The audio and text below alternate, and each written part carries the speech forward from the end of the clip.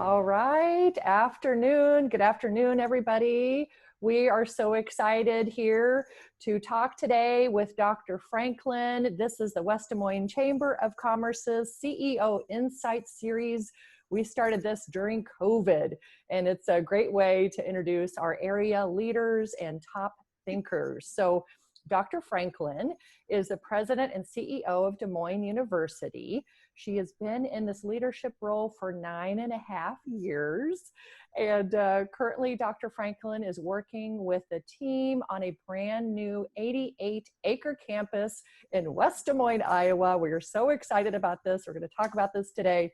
And that's opening, I think, in about 2023. And originally from South Carolina. Luckily for us, Dr. Franklin calls West Des Moines home. So welcome. Thank you. Thank you. It's a pleasure to be with you today. This is so fun to see you. It looks like you're in your offices today, I think. I'm in the office. Okay. I'm in the office most days. We started gradually returning to campus in June. We never shut down completely. We, as most other universities, converted immediately in March to online instruction. So because of the shelter in place and around the country, our students who are clinical students, majority of our students are clinical, had to leave their clinical settings, their hospitals and clinics where they were training, and our curriculum had to completely go online. So we did that pretty quickly in March to navigate the pandemic and adjust to our new way of delivering our curriculum and training our students. Accreditation bodies for health sciences universities sort of mandate expectations for what the requirements should be. Clinical students in particular, there's some strict criteria around that. So we followed all the accreditation standards. We were able to graduate all of our students on time, which was a major feat. And then we started the new year with our new students starting in early June, gradually bringing them back to campus in small groups. And each of the clinical programs have different requirements and expectations. So we've been monitoring and tracking how we return. A telework policy was quickly put in place. Our employees now have an opportunity to continue telework as we return to campus. So our campus will never look quite the same because we do have a policy in place now to allow people that can to continue to telework. So we're evolving. We're kind of taking one day at a time and 1 week at a time to see how this works. As more and more people are coming to campus, which is our greatest concern. Following all the CDC standards for how we live together now on campus, with health safety being most important as we bring back people to campus. Well, I just watched your video, the Mask Up DSM campaign, and your amazing video. It was really great, and I love how you're supporting that effort because it's obviously so important. Yeah. We adopted that from the very beginning. We never shied away from stepping up and doing the right thing there. So it's a requirement to be on campus. You have to have a mask, and we're asking in some settings where students have to be in labs in close proximity, we're planning for an additional layer of protection for students and our faculty members as needed, an additional shield, as well as, in some cases, gowns, because our students still have some clinical experiences where they have in close proximity, but smaller groups of them at a time. So we're monitoring and tracking how we do that as well. But we were masking up here, wearing DMU purple masks, from the very beginning of all of this, and it's a requirement now. And we're so pleased to be a part of the campaign around the city to encourage everyone to do the right thing. Well, the masks are really attractive. Are you selling those by chance? They're really neat looking. Oh, you can find them in our bookstore, Matthews Books Campus. You can get a DM purple mask on campus. I love. So tell us about your new 88-acre campus. How is that going? And sort of the transition to that. Obviously, that's a huge endeavor. We're all so excited. And then also you are part of the Recplex too. So tell us about all that's going on there. So neat. Okay. Well, we are on track with our plans. Working with a design firm. RDG is our design firm, architectural design firm on the plans for that campus. It started as an idea that we initially couldn't have ever imagined that we would be actually locating the entire campus. But, the opportunity to purchase the land in West Des Moines just became the right decision at the right time for us. And we're proud to be coming to West Des Moines, even prouder to be a part of what's being called the Innovation Corridor. Yes. Yeah, in West Des Moines with DMAT there, with Microsoft on the other side of where we're going, and with the RecPlex coming, to be able to have our presence in a sports medicine PT clinic in the RecPlex even sooner than we're moving the campus. Really exciting for us to begin being of service to West Des Moines as our campus is being built. So we're well on the way with our plans. The year 2023 is symbolic for us as the 125th year of the founding of the institution. Amazing. So we picked that date, Not not sure if we could actually do it all within that time frame, but we've been working along with our design firm and been able to hit every benchmark in the planning for that. So we're well on the way. In late fall or September, we hope to go public with an announcement with some clear ideas of what our new campus projections will look like. And then we'll have about 2.5 years to build. Okay. Oh, well, let us know. Include us in those press releases. I know Mark Daines will send those to us, and we'll make sure to help promote that. That is exciting.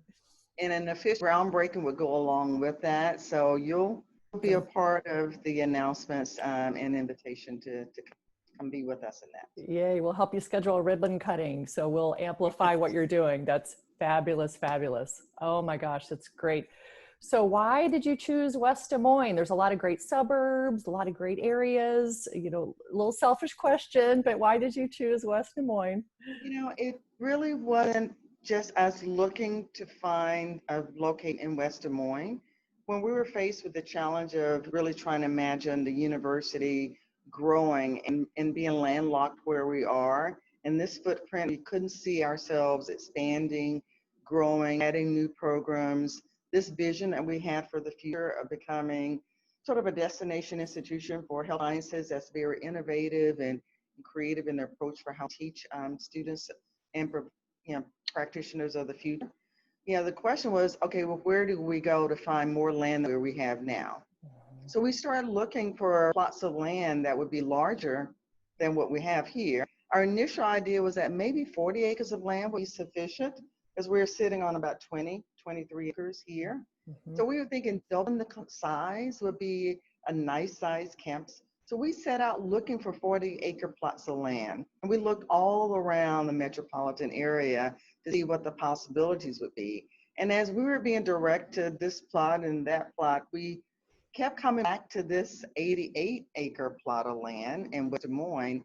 And it was really in those early conversations with the family that sold us the property, the McKinney family, that it became a conversation that just made sense for us. As we shared the dream and the vision, what we wanted this campus to represent, the focus on innovation. And then the word innovation I used, and then of course I was told, well, that's what this whole corridor is all about. So it became sort of an iconic partnership, to be able to be in that particular part of West Des Moines that was already envisioned to be all about innovation. So it was just a wonderful place to land and a real opportunity to buy the property that the McKinneys have owned and farmed for years, that we were really excited to be in the location. And it seems like everything else has sort of happened all around it. I'm so excited. And Matt McKinney is on our executive board at the West Des Moines Chamber. He's a huge chamber champion. And of course, he works so closely with the city, being on the city council. So incredible. Well, your location is amazing. The highway's right there, all the shopping, the restaurants, all the amenities are just, very close by. So it is a perfect location. I'm so excited. And so how many people does that bring then to West Des Moines if we think of numbers per year?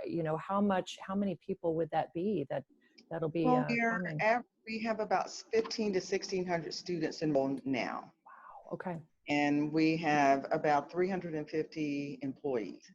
Okay. Now, people live all around the metropolitan area, and we don't have dorms, so our students live all around the metropolitan area. Mhm. We did find that as time went on, since in my 10 years here, more and more of our students started moving away from the campus here, Hmm. which caused a problem with more and more people driving the campus. Yeah. So that meant more cars on campus, more difficulty parking. That was sort of the impetus that got us thinking about what the future looked like, because our students were starting moving away, and a lot of them landed in West Des Moines, where all of the wonderful new developments are going up with housing. Some were moving downtown. So people were moving away from our campus. So we're not quite sure how many of them will all follow us to West Des Moines. Uh-huh. But if you think about this being a real magnet for new students, opportunities for employees to maybe want to move closer. Mhm. Those that are going to be new recruits might want to move out in the area. So there's an opportunity for more people to come into the area because we're going there. Love that. And I know, our housing, we've got such a wide range of housing options here. I know all of our shops and our retailers and our entertainment districts will love having that population, that added population. So this is so exciting. I can't wait. 2023 can't come soon enough. This is so great. So tell us, Dr. Franklin, your leadership words of wisdom, especially during COVID. This is a tough time for everybody. And the population, they look to our leaders to help sort of guide us. What are some things that you particularly lean on during stressful times like this, or challenging times? What are some things that you... One thing that was most important for me and for our executive leadership team here on campus was in which we sort of would cling to each other and helping to figure out and navigate through this challenging situation. So the relationships that we have with each other are important to that. So I have a real team approach to how we go about making tough decisions. So we've had that structure in place for some time now. I function more in a collaborative, engaging kind of way of in terms of a leadership style. So my executive leadership team typically makes decisions based on a collective vision and everyone contributing to those decisions. So when COVID-19 happened and we had to quickly shift gears to figuring out how we live remotely, we already had teams in place. So, and people were already comfortable with working with each other. So we just had a challenge before us, and we in sort of all hands on deck, we all had to figure out how do we navigate, how do we quickly create decisions and a plan for how we move forward as one institution. And so that collaborative spirit, working together, the relationships that were already well established, aided in that decision to be able to shift quickly to an online platform to quickly get students displays that have been displaced on experiences that would allow them to complete their education. So this idea of collaborative team approach is what I think sustained us through that. And we're continuing to function that way. I mean, because we typically think in collaborative team effort. And so what comes along with that is a real value for the individual contribution that people make. So everyone's valued in that, everyone matters. And then how best to then communicate that to everyone else. So we work really hard sharing as much as we know about what's going on and what's the plan and how, what are we going to do next. So they heard from me a lot. They heard from members of the team quite a bit. So messages were out. I did video tape messages. They get e-newsletters. So we try really hard to communicate, over communicate. Because even when you do that, sometimes you miss someone. Someone may not have heard it or might not have understood. So we spend time trying to clarify. So we have faculty meetings, staff meetings. We meet with our students. All of this is happening all at the same time, really trying to keep the lines of communication open so people are heard as they have concerns that they can raise. And then we feel that it's important to us to make sure we clarify and explain, even when sometimes we don't have all the right answers, because this changes every day, and the expectations are changing, and then the fears and anxieties that people have, are going back up again as we're seeing things spike. So the words are out there, they're real, and we are really sincere and wanting to make sure we give people good information because some people are concerned than others.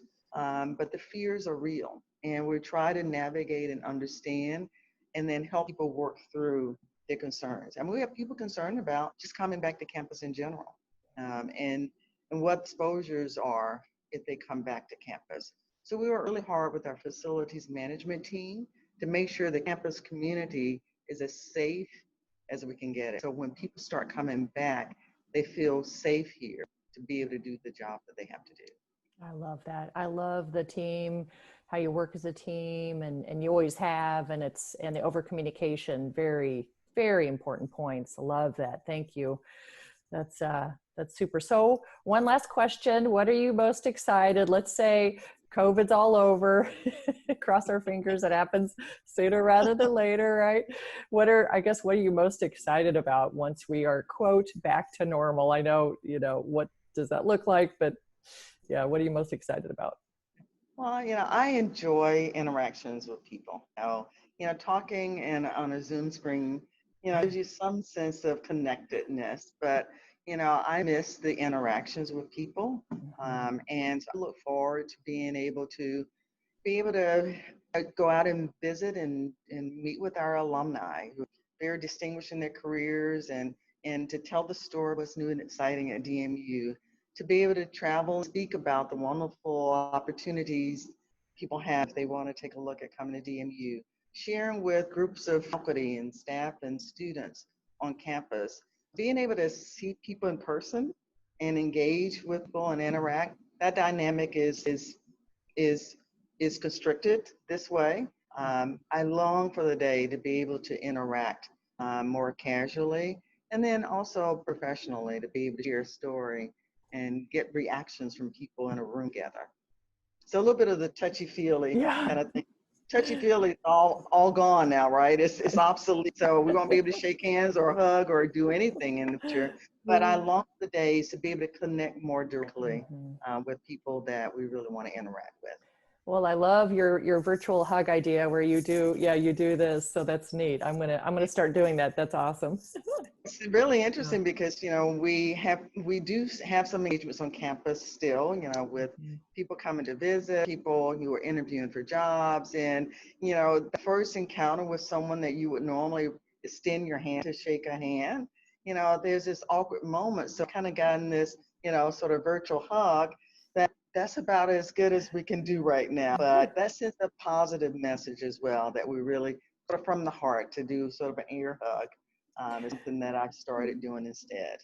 I love that. I love that tip. Well, so wonderful to visit with you, Dr. Franklin. It's an honor and a pleasure, and I can't wait to see you in person sometime soon, safely. And again, we're so excited that you're coming to West Des Moines. I know the whole entire community is this is going to really, really help to expand our region. And our vision for West Des Moines is to make our area the best suburban city in America to live, work, and play. And you are helping us define that. So thank you so much for your devotion to our region as a West Des Moinesian and moving your organization here. So we wish you a wonderful afternoon. Be safe, be well, and thank you so much for your insights, Dr. Franklin. Okay, well, thank you, Katherine. I really appreciate the opportunity to share a little bit, and really excited. We are so appreciative of the support we've gotten from West Des Moines leadership, Mayor Geer, city council members. All of them have been so welcoming and supportive of us joining the community out there. So we're also very excited to be coming to West Des Moines. Thank you. Thank you. Have a good afternoon. You too. Bye-bye. Bye.